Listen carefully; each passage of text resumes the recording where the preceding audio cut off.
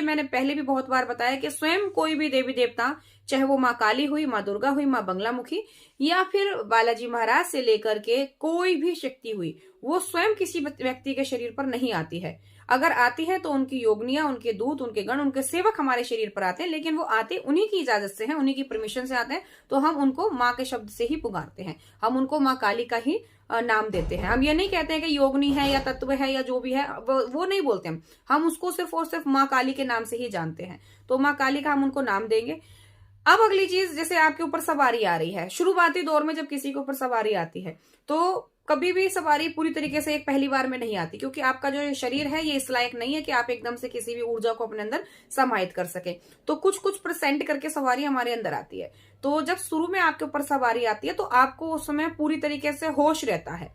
एक चीज बताइए, कोई भी नॉर्मल चीज है, आपने कोई भी सिस्टम रखा अपने पास में, उसमें एक ही चीज दोनों तरफ चलाई है ना। मानकर चलिए आपने कोई टेप रिकॉर्डर रख लिया, कोई स्पीकर चला रहे हैं, या फिर कोई मोबाइल फोन में आप कोई भी धुन चला रहे हैं, तो आप एक इस तरफ एक इस तरफ दोनों तरफ लगा लेंगे। अब दोनों में आप एक ही प्रकार की धुन लगा करके उसको एक साथ चलाएंगे, तो उसमें आपको ये चीज महसूस नहीं होगी कि किस चीज से आवाज ज्यादा आ रही है, किसकी आवाज कौन सी है, किसकी आवाज कौन सी है। वो दोनों आवाज मिक्स हो जाती हैं, तो आप नहीं पहचान सकते कि ये कौन सी आवाज है। इसी प्रकार से सवारी की आवाज होती है। जो हमारे अंदर सवारी होती है, जब शुरुआती दौर में सवारी आती है तो 100 में से 80% हमें होश रहता है, 20% ही हमारी सवारी हमारे शरीर पर आती है।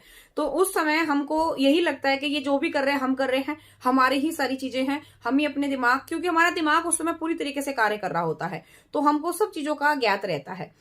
लेकिन एक जो अंदर से धीमी आवाज आ रही है और जो हमारे मुख से शब्द निकल रहे हैं, तो हमको हमारा दिमाग काम कर रहा है उस स्थान पर, हमें ये लगता है कि ये हमारे ही शब्द हैं, तो उस जगह पर हम अपने आप में भ्रमित हो जाते हैं।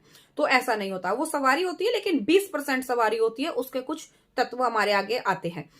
अब ये सवारी प्रबलता में कैसे जाती है, ये आप ही के ऊपर है। आप जितनी अच्छी पूजा भक्ति में आगे बढ़ेंगे, जितना इस सवारी, कहते हैं ना सवारी के तत्व को, मैं कई बार बोलती हूँ, तत्व को मजबूत करिए, अपनी ऊर्जा को बढ़ाइए, तब ये कार्य आगे संपन्न होंगे।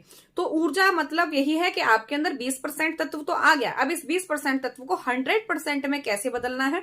आपको निरंतर अपनी पूजा भक्ति करके, अपना जप करके, जितना ज्यादा अपनी पूजा भक्ति में समय देंगे, जितना मंत्र की ऊर्जा उस शक्ति को देंगे, उतनी वो प्रबल होगी। तो वो 20 से 40, 50 ऐसे बराबर होगी। लेकिन जब ये सवारी बराबर स्तर पे आ जाती है, 50-50% आपके ऊपर सवारी हो जाती है, जिस समय आप ऊर्जा, आपके अंदर कोई ऊर्जा आ रही है, उस समय 50% ऊर्जा है और 50% आप हैं, तो उस समय क्या होता है, आप अनियंत्रित हो जाते हैं, आपको किसी प्रकार का कोई होश नहीं रहता, आपका माइंड जो है एक जगह पर